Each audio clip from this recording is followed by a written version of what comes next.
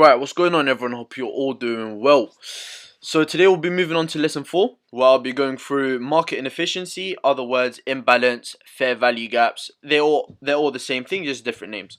So let's get straight into it. Market inefficiency.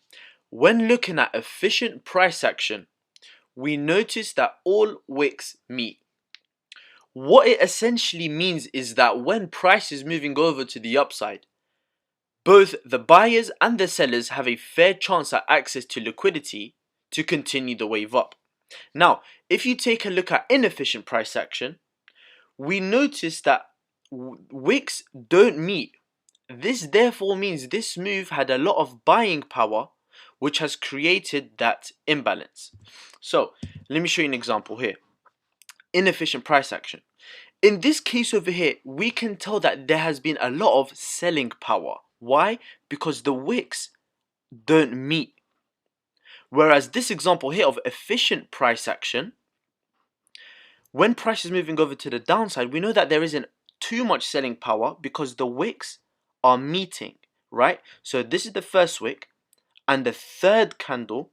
This is the first candle and this is the third candle. The third candle's wick, if it meets the first one, that means it's efficient price action. But in this example here, as you can see, the first candle's wick, it doesn't get met by the third candle's wick. There's a gap. That gap is what we call imbalance, inefficient price action, fair value gap. They're all the same thing. Now, in a bullish scenario, there's a lot of buying power in this case here. So the first candle's wick doesn't meet with the third candle's wick. This creates a gap, an imbalance, or fair value gap, inefficiency. In this example here, market is moving over to the upside. However, the candles are meeting. This therefore means it's efficient price action. There isn't any imbalance, right? So now if I go back and I read over it again, I hope it makes sense. So when looking at efficient price action, we notice that all wicks meet. Just like the example here, efficient price action, the wicks meet, right? Now what that essentially means is that when price is moving over to the upside, both buyers and sellers have a fair chance at access to liquidity to continue the wave up. Now, if you take a look at inefficient price action, we notice that the wicks don't meet, just like the example. The wicks don't meet, right?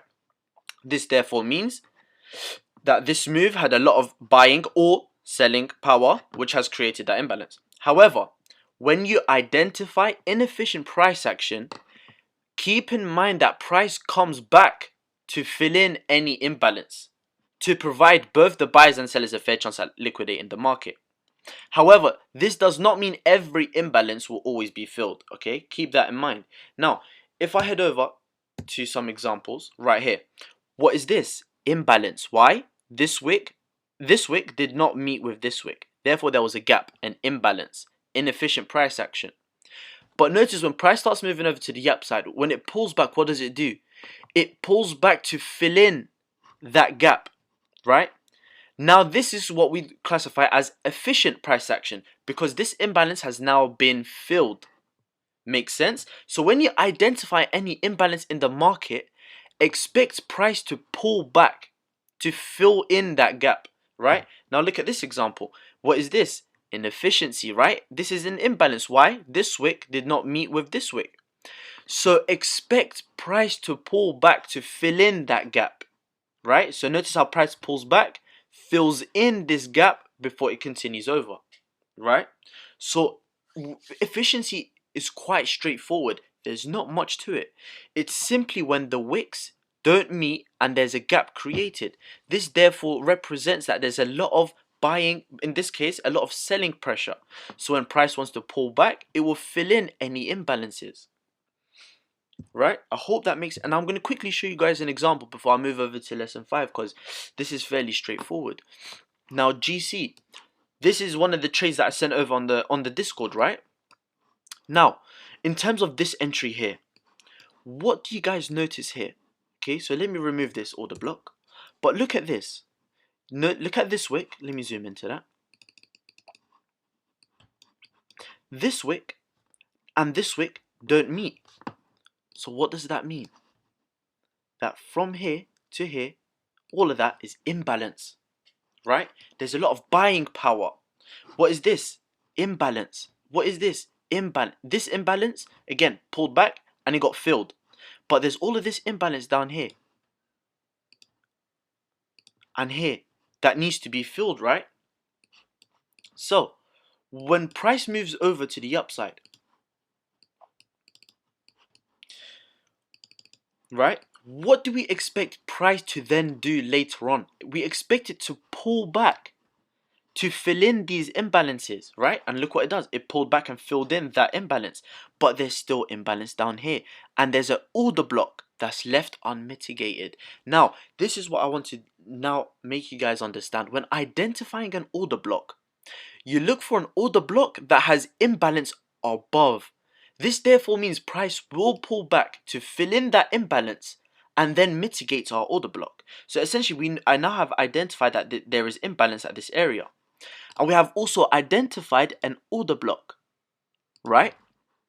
So now what do we expect price to do? We expect price to pull back to number one, fill in this imbalance, and number two, mitigate this order block. And now if I stretch everything back, what do we notice happened here? Price has now impulsed and pulled back to fill in all of these imbalances, right? And then what did it do? Mitigated our order block. We now go long at this point over here. Oh. And in terms of TP, we'll look back for any liquidity and we can clearly identify a double top right here. So in terms of TP, you'll target that high there. Why? Because there's liquidity, right? Now, in terms of this re-entry here, very straightforward.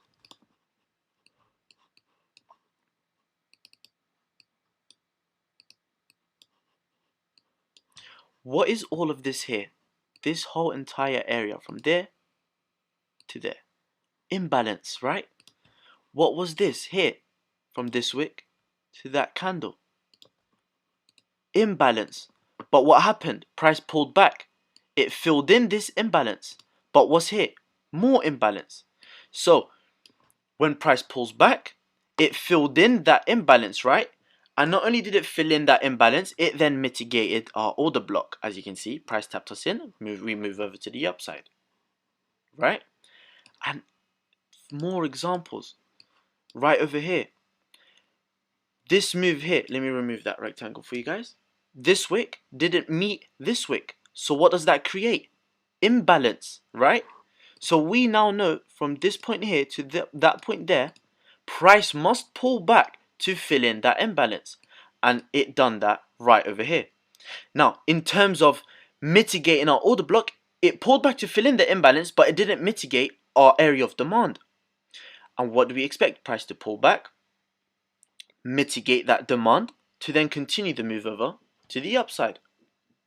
And let me go show you guys further examples. AUD, NZD, right?